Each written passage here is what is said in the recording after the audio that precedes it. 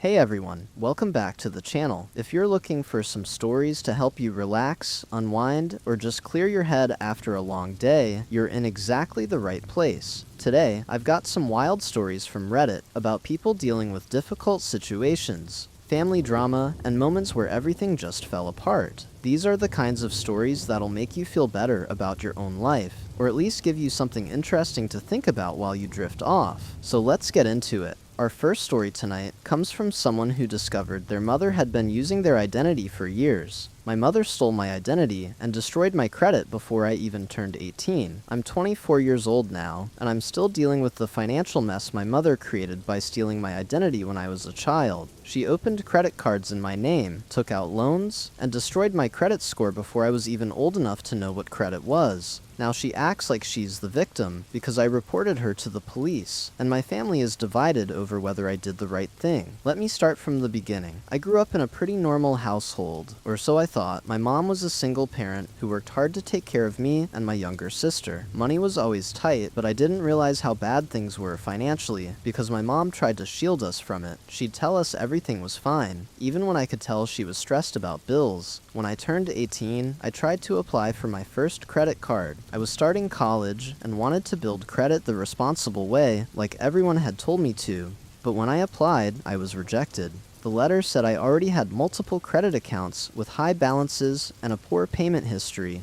I was confused because I'd never had a credit card before. I pulled my credit report and was absolutely shocked by what I saw. There were 5 credit cards in my name that I'd never opened. There were 2 personal loans. There was even a car loan for a vehicle I'd never owned. The accounts had been opened over the course of several years, starting when I was 14 years old. The total debt was over $45,000, and most of the accounts were in collections because of missed payments. I immediately knew something was wrong. Nobody had stolen my wallet or my social security number, as far as I knew. I called my mom to tell her what happened and to ask if she knew anything about it. There was a long silence on the phone, and then she admitted that she'd opened the accounts using my information.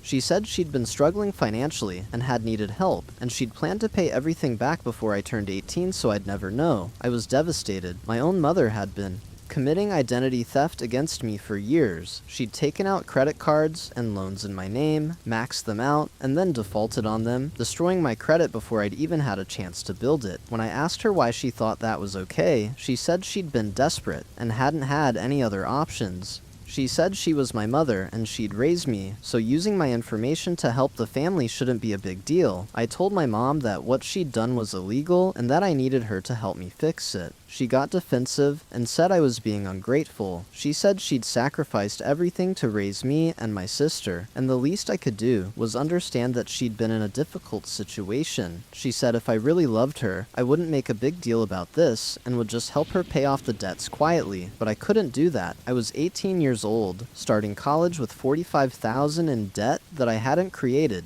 and a credit score in the low 400s. I couldn't get student loans in my own name. I couldn't get an apartment. I couldn't get a car loan. My financial future had been destroyed before it even began, and my mother expected me to just accept it and help her clean up the mess she'd made. I talked to a financial advisor at my college who told me that the only way to clear the debts from my credit report was to report the identity theft to the police and file a fraud claim with each creditor. But doing that would mean reporting my own mother for a crime. The advisor was sympathetic, but clear that if I wanted to fix my credit, I'd have to pursue legal action against whoever had stolen my identity, even if that person was my mom. I spent weeks agonizing over what to do. On one hand, this was my mother who'd raised me and whom I loved despite everything. On the other hand, she'd committed a serious crime against me and had destroyed my financial future. If I didn't report her, I'd be stuck with debt I didn't create and a ruined credit score that would affect me for years. But if I did report her, I'd be sending my own mother to jail. I finally made the decision to file a police report. It was one of the hardest things I've ever done, but I knew I couldn't let my entire adult life be destroyed because my mother had made terrible financial decisions. The police investigated and confirmed that my mother had indeed opened all of the accounts fraudulently. She was charged with identity theft and fraud. My mother was furious with me. She couldn't believe I'd reported her to the police. She called me ungrateful, selfish, and cruel. She said she'd done everything for me my entire life, and this was how I repaid her. She said I'd ruined her life over money, and that I clearly didn't understand what it meant to be family. She cut off all contact with me and told my extended family that I'd betrayed her. Most of my family sided with my mother. They said that while what she'd done was wrong, turning her into the police was extreme. They said, families should protect each other, not send each other to jail. They said I should have just worked out a payment plan with my mom and handled it privately. They made me feel like I was the bad guy for not wanting to be saddled with $45,000 in debt I didn't create. My younger sister was especially angry with me. She was 16 at the time and didn't fully understand the situation. She just knew that I'd gotten our mom in trouble with the police. She said I was tearing our family apart over money and that she'd never forgive me for what I'd done. We didn't speak for almost 2 years after that. The legal process was long and painful. My mother eventually took a plea deal and was sentenced to probation and restitution. She was ordered to pay back the money she'd stolen, though realistically I knew I'd never see that money because she didn't have it. The important thing was that the debts were removed from my credit report, and I was able to start rebuilding my credit from scratch, but the family fallout was brutal. I lost relationships with cousins, aunts, and uncles, who all thought I'd overreacted. I missed family gatherings because my mother refused to be in the same room as me.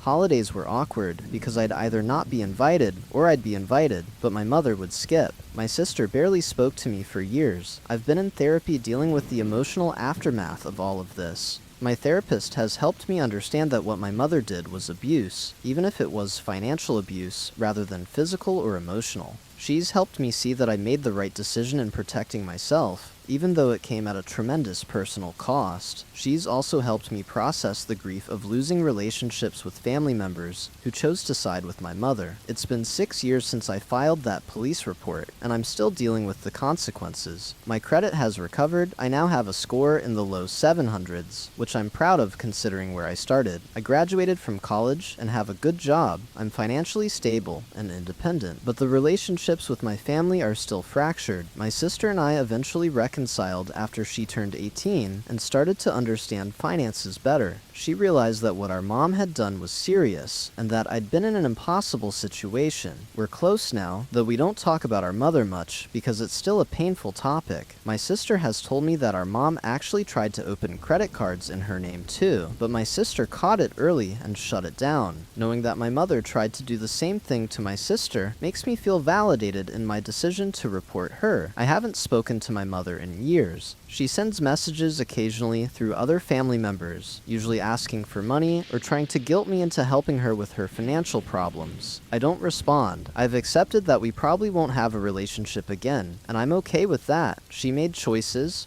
that hurt me deeply, and she's never really apologized or taken responsibility for what she did. The extended family members who cut me off are slowly coming around as they learn more details about what actually happened. Some of them have apologized for judging me without knowing the full story. Others still think I was wrong to involve the police. I've learned that I can't control what other people think, and I've had to make peace with the fact that some relationships were permanently damaged by this situation. What I want people to understand is that identity theft by a family member is more common than people think. Parents stealing their children's identities to open credit accounts is unfortunately not rare, and victims of this crime are often pressured to stay silent because of family loyalty, but staying silent means accepting financial ruin to protect someone who hurt you. That's not loyalty, that's enabling. I don't regret reporting my mother. I regret that I was put in a position where I had to choose between my financial future and my relationship with my parent. I regret that my mother put her financial problems ahead of my well-being. I regret that my family couldn't understand why I had to protect myself, but I don't regret standing up for myself and refusing to accept a lifetime of debt I didn't create. My mother destroyed my credit before I was even old enough to have credit. She stole my identity and my financial future, and when I held her accountable, she tried to make me the villain. That tells me everything I need to know about who she is as a person. It's painful to accept that your parent is capable of that kind of selfishness, but accepting it has allowed me to move forward and build a life free from her financial chaos. If you're in a similar situation, please know that you're not alone and you're not wrong for protecting yourself. Family shouldn't hurt you, and when they do, you're allowed to set boundaries or even cut contact. Your financial future matters, and you shouldn't have to sacrifice it to protect someone who didn't protect you. That's the end of that story. So your mother stole your identity starting when you were 14, destroyed your credit, left you with $45,000 in fraudulent debt, and then called you ungrateful when you reported her to the police.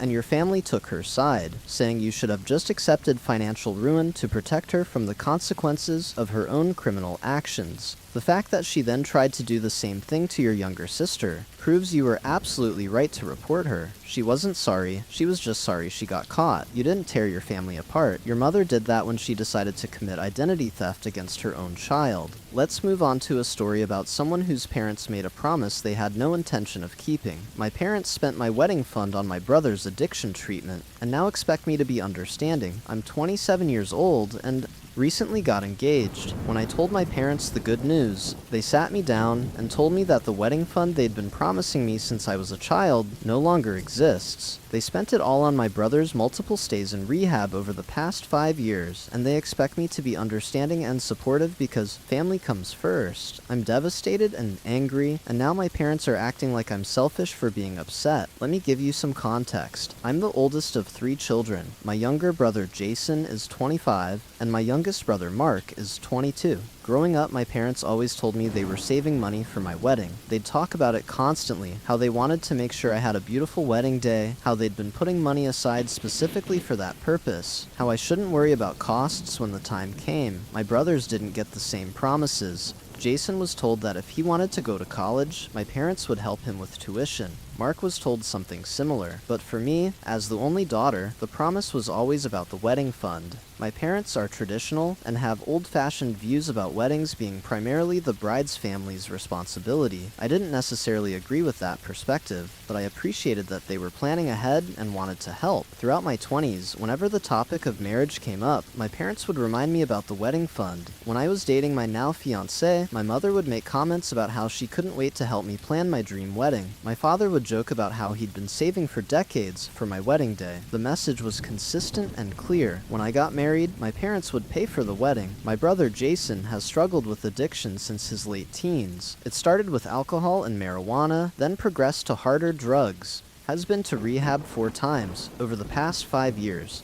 Each time my parents paid for it, and rehab is expensive. I knew they were spending money on his treatment, but I assumed they had savings separate from my wedding fund, or that they were taking out loans, or something. I never imagined they were using money they'd promised me. When my fiancé proposed 3 months ago, I was over the moon. We started talking about wedding plans right away. We wanted to have the wedding next fall, which would give us about 18 months to plan. One of our first steps was to sit down with my parents to discuss the budget and how much they were planning to contribute based on the wedding fund they'd always talked about. That's when my parents dropped the bomb. My father told me that there was no wedding fund anymore. He said that over the past 5 years, they'd spent all of it, approximately $30,000, on Jason's various rehab stays and related expenses. He said they'd tried to rebuild the fund between rehab stays, but then Jason would relapse and they'd have to pay for treatment again. The cycle had continued until the fund was completely depleted. I was shocked and hurt. I asked my parents why they'd never told me they were spending my wedding fund. Why had they let me continue to believe the money would be there when I got engaged? My mother said they'd kept hoping Jason would get sober, and they'd have time to rebuild the fund before I got engaged. They'd thought they'd be able to replace the money without me ever knowing it had been used for something else. I asked if they'd considered asking Jason to pay them back once he was stable, or if they'd taken out loans to cover his treatment so the wedding fund could remain intact. My father said that Jason's health and sobriety had to be the priority, and they'd made the choice to use the most readily available funds, which happened to be my wedding fund, rather than go into debt or make Jason pay for his own treatment. I tried to explain how unfair this felt. My parents had made me a promise that they'd kept reinforcing for nearly 2 decades. I'd made decisions about my career and finances based on the assumption that my wedding would be covered. I'd told my fiancé that my parents would pay for the wedding, and now we were going to have to figure out how to afford it ourselves, or significantly scale back our plans. My parents' broken promise had put me in an incredibly awkward position. My mother got emotional and said I was being selfish.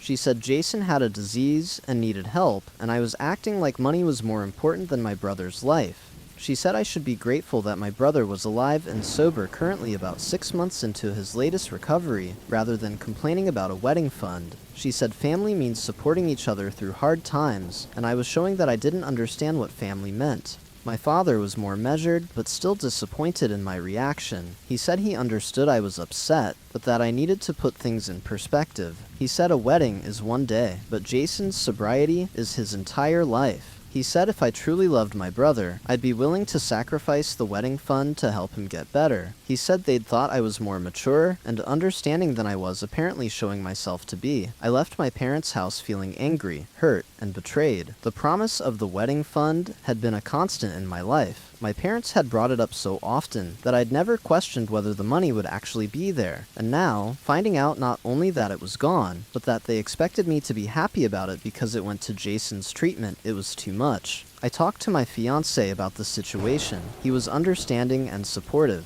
He said we'd figure out the wedding together, whether that meant saving up to pay for it ourselves, having a smaller wedding than originally planned, or even just going to the courthouse and having a small celebration afterward. He wasn't upset about the money itself, he was upset about how my parents had handled the situation and how they were treating me. I also talked to my youngest brother Mark about what happened. Mark has always been the peacekeeper in the family, but even he admitted that our parents had handled this badly. He said he'd known they were spending money on Jason's treatment, but hadn't known they were using my wedding fund specifically. He said if he'd known, he would have tried to talk them out of it, or at least encourage them to tell me what was happening. Jason, on the other hand, seemed oblivious to the problem. When I tried to talk to him about it, he said he was grateful our parents had paid for his treatment and that he hoped I could be happy for him that he was getting his life together. He didn't acknowledge that his treatment had been paid for with money that had been promised to me. He didn't offer to help repay our parents or to contribute to my wedding costs once he was stable. He just seemed to expect that everyone would celebrate his sobriety without questioning what it had cost. The situation created a huge rift in my family. My parents stopped calling me regularly because they said I was being negative and they didn't want to deal with my attitude. My relationship with Jason became strained because I couldn't help but resent that his addiction had cost me something I'd been counting on. Extended family members who heard about the situation had mixed reactions. Some supported me. Others thought I was being materialistic and unsupportive of Jason's recovery. My fiancé and I decided to plan a modest wedding that we could afford on our own. We're not going into debt for it, and we're not accepting money from my parents, even if they eventually offered it.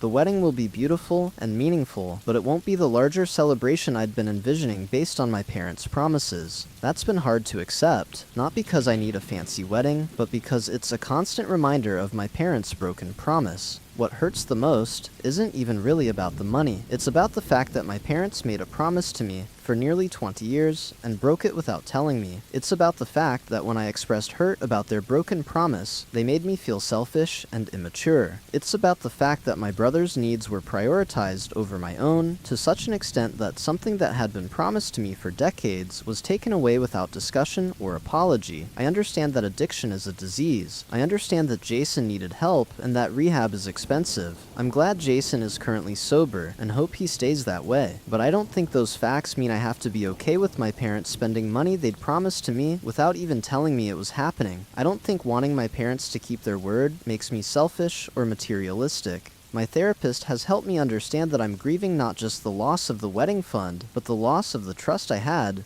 in my parents' promises. She's helped me see that my parents' expectation that I immediately be understanding and supportive was unfair, given that they'd hidden what they were doing until it was too late to change anything. She's validated that I'm allowed to feel hurt and betrayed, even though Jason's addiction is a serious issue that needed to be addressed. It's been 3 months since I found out about the wedding fund, and I'm still working through my feelings. I'm planning my wedding, which will be lovely, even if it's smaller than I'd originally hoped. I'm trying to maintain relationships with my family while also protecting myself from their guilt trips about being more understanding. And I'm learning that sometimes the people you love will let you down, and you have to decide how to move forward from that disappointment. I hope Jason stays sober. I truly do. But I also hope that someday my parents will understand that supporting one child's crisis doesn't mean they should break promises to their other children without communication or apology. And I hope Jason eventually realizes that his recovery came at a cost to others and shows some gratitude or acknowledgement of that fact.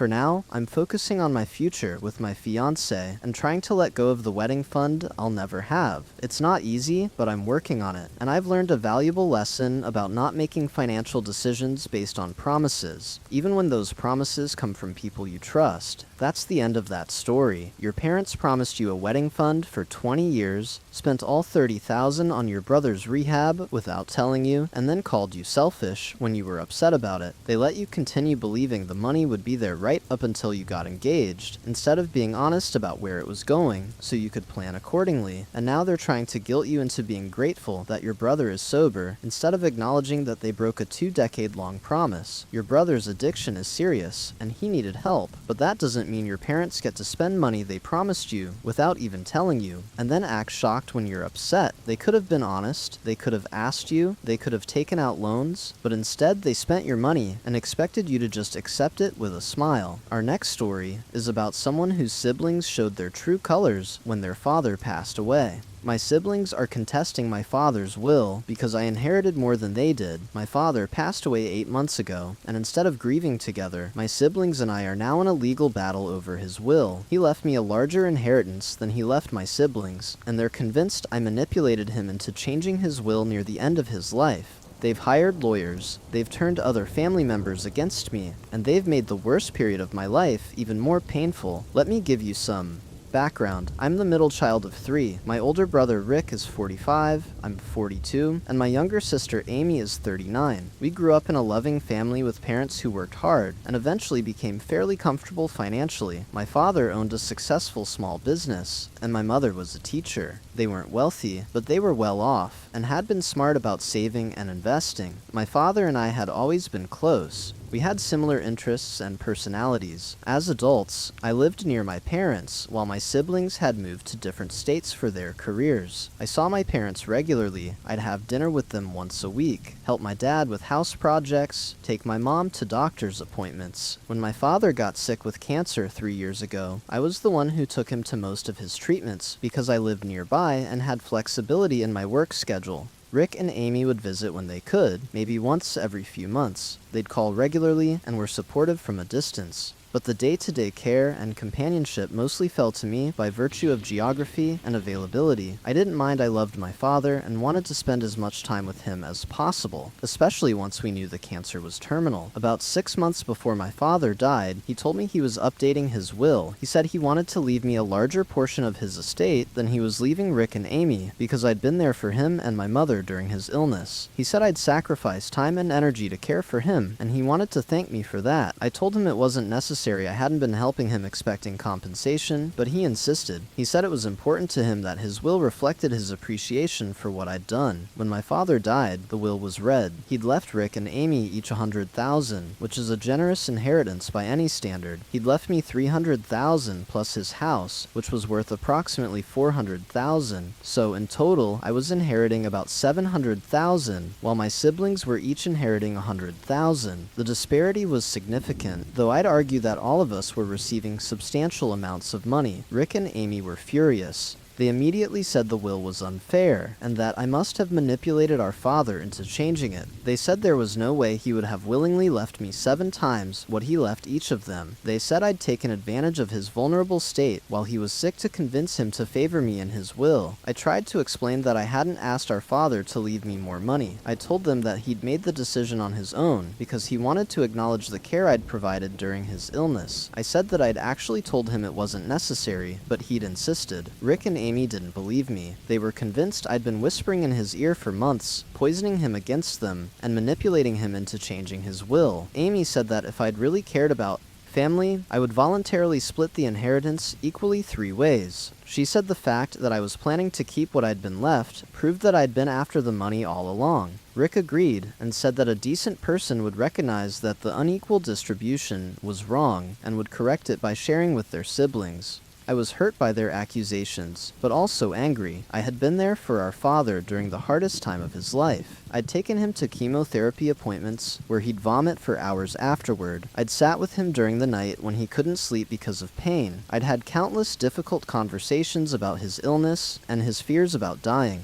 Rick and Amy had visited occasionally and called regularly, but they hadn't been there for the hard day-to-day caregiving. Our father had recognized that and had chosen to thank me through his will. That was his decision to make, not mine. Rick and Amy hired a lawyer to contest the will. They're arguing that our father wasn't of sound mind when he made the changes, and that I exerted undue influence over him. They're requesting that the will be thrown out and that the estate be divided equally among the three of us. They've found a doctor who's willing to testify that cancer patients on the medications our father was taking can experience cognitive impairment, even though our father's oncologist says he was mentally sharp until very near the end. The legal battle has been ugly. Rick and Amy's lawyer has painted me as a greedy, manipulative person who took advantage of a dying man. They've brought up every instance over the past few years where I might have had influence over our father, every dinner, every conversation, every time I drove him to an appointment. They've twisted my acts of care into evidence of manipulation. Extended family members have taken sides. Some of them support me and believe that our father made his choice freely and for good reasons. Others have sided with Rick and Amy, believing that the inheritance should be split equally regardless of circumstances. Family gatherings that used to be pleasant are now tense and awkward, with people avoiding certain topics or not inviting all of us to the same events. My mother is caught in the middle. She knows our father made his decision deliberately and that he was of sound mind, but Rick and Amy are her children too, and she's heartbroken that we're fighting. She's asked me to consider settling with my siblings to preserve family harmony, but I feel like doing that would be disrespecting our father's final wishes.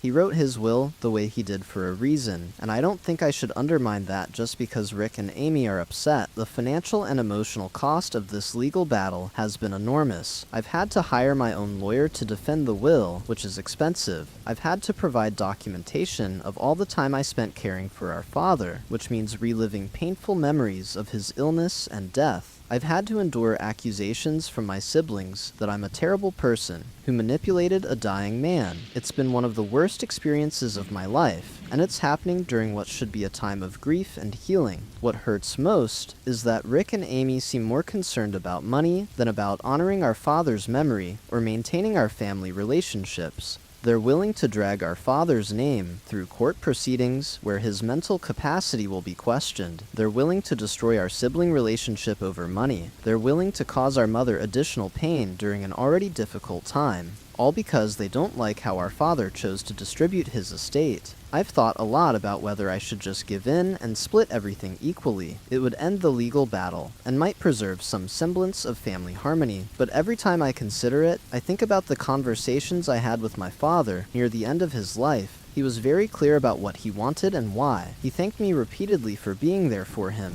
He told me the updated will was important to him and made him feel better about his legacy. Giving in to Rick and Amy's demands would mean disregarding my father's explicitly stated wishes. It would mean accepting their narrative that he wasn't capable of making his own decisions. It would mean rewarding their behavior of hiring lawyers and making accusations rather than having honest conversations. I don't think I can do that, even though fighting them is painful and expensive. My lawyer is confident that we'll win. The will was properly executed. There are witnesses who can attest to our father's mental clarity, and his oncologist will testify that he was cognitively sound. The fact that Rick and Amy disagreed with his decision doesn't make it invalid, but legal proceedings take time, and the whole thing could drag on for another year or more. In the meantime, my relationship with my siblings is probably destroyed beyond repair. Even if I win the legal battle and keep the inheritance our father intended for me, I'll have lost my brother and sister. That's a heavy price to pay, even though I know I'm doing the right thing by honoring our father's wishes.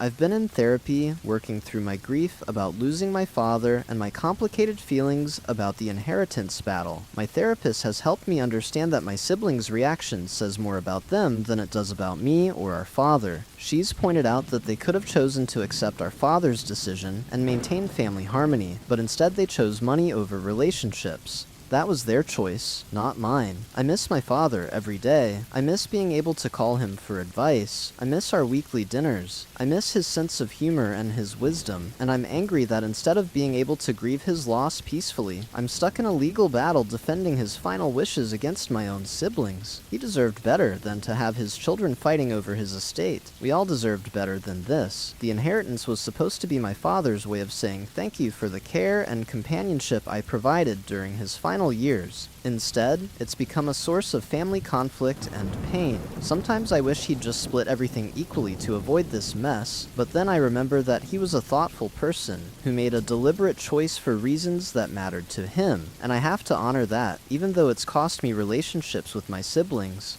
I don't know how this will all end. Maybe I'll win the legal case and keep the inheritance. Maybe we'll reach some kind of settlement. Maybe Rick and Amy will eventually accept our father's decision and we can rebuild some kind of relationship. Or maybe our family is just broken now, fractured by grief and greed and hurt feelings.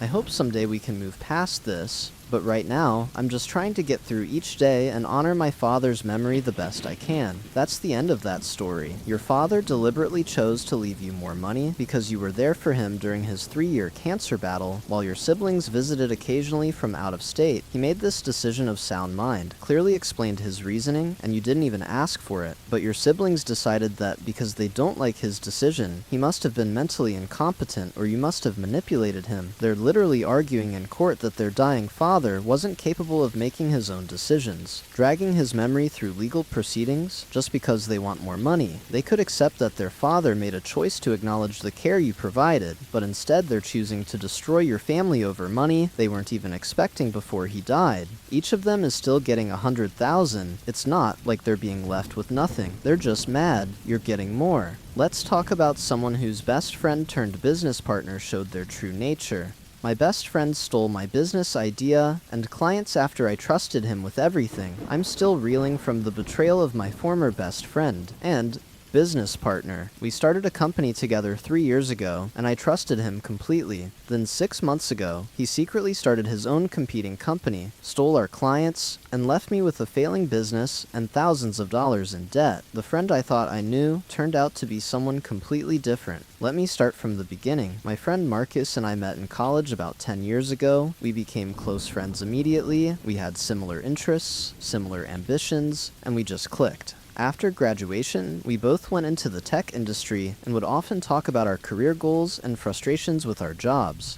About 4 years ago, we started seriously discussing starting our own company together. We spent a year planning and developing our business idea. We were going to create a software consulting company that helps small and medium-sized businesses optimize their operations. We both had expertise in different areas that complemented each other perfectly. I was strong in sales and client relations, while Marcus was brilliant at the technical side. We thought we made the perfect team. We officially launched the company 3 years ago. We were equal partners, each owning 50 of the business. We pooled our savings to get started, took out a small business loan together, and poured everything we had into making the company successful. For the first 2 years, things were great. We landed some solid clients, built a good reputation, and were growing steadily. Marcus and I worked well together, or so I thought. About a year ago, I started noticing some changes in Marcus' behavior. He was being more secretive about his schedule. He'd take phone calls and step out of the room. He'd work on his laptop, but would close it quickly if I walked by. When I asked if everything was okay, he'd say he was just dealing with some personal stuff and needed privacy. I trusted him completely, so I didn't push or question him further. My best friend stole my business idea and clients after I trusted him with everything. I'm still trying to wrap my head around the betrayal. We built a company together from nothing, and I honestly believed we were in it for the long haul. Instead, he spent months lying to my face while quietly building a competing business behind my back. Let me start from the beginning. Marcus and I met in college about 10 years ago. We became close friends almost immediately. We had the same goals, the same work ethic, the same vision. We were the kind of friends who joked about starting a business together long before we actually did it. About 4 years ago, those jokes turned into serious conversations. We were both frustrated with our jobs,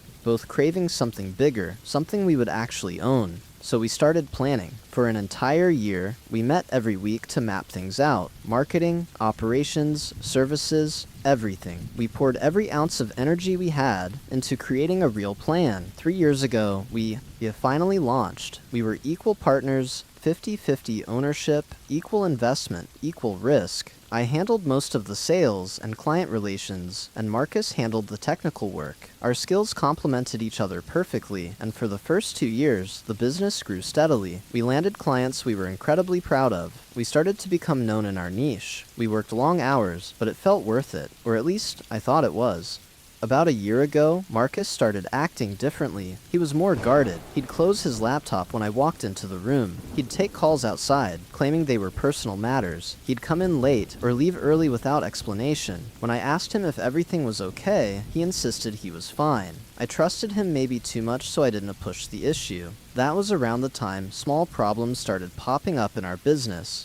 A proposal I thought we were submitting never got sent. A client meeting I assumed Marcus scheduled mysteriously slipped through the cracks. We brushed these things off as stress or miscommunication. I never imagined it was something darker. Then, 6 months ago, everything fell apart in a single phone call. One of our biggest clients called me and said, "Hey, we just wanted to confirm, should we move our account over to Marcus' new company?" His new company. I felt like the room tilted. I had no idea what they were talking about. I thought it was a misunderstanding, maybe a rumor, maybe they misread something. But then they forwarded me an email. It was an onboarding form with our company's services, our pricing, our client notes, our work, but with his company name on top. I confronted Marcus the same day. I expected denial, an explanation, something, but he didn't even bother pretending. He actually smirked. He said, "Look, I've been doing the real work anyway. I deserve more than 50. I'm taking the clients who actually matter." That was it. No remorse, no apology, not even embarrassment. I realized in that moment that the friend I thought I had never existed in the first place. Within a month, he'd poached more than half our clients' people I had relationships with. People I had earned through years of work. He used our shared client lists, our project files, even our internal notes to win them over. And because both our names were tied to the business loans, he walked away with the clients while I got stuck with the debt. The business we built together, the one I believed in, collapsed almost overnight. The months since then have been brutal. I've had to rebuild from scratch. Cold calling, freelancing, picking up the pieces of a company that was gutted from the inside. I've had to explain to lenders why payments were late. I've had to face clients who felt blindsided.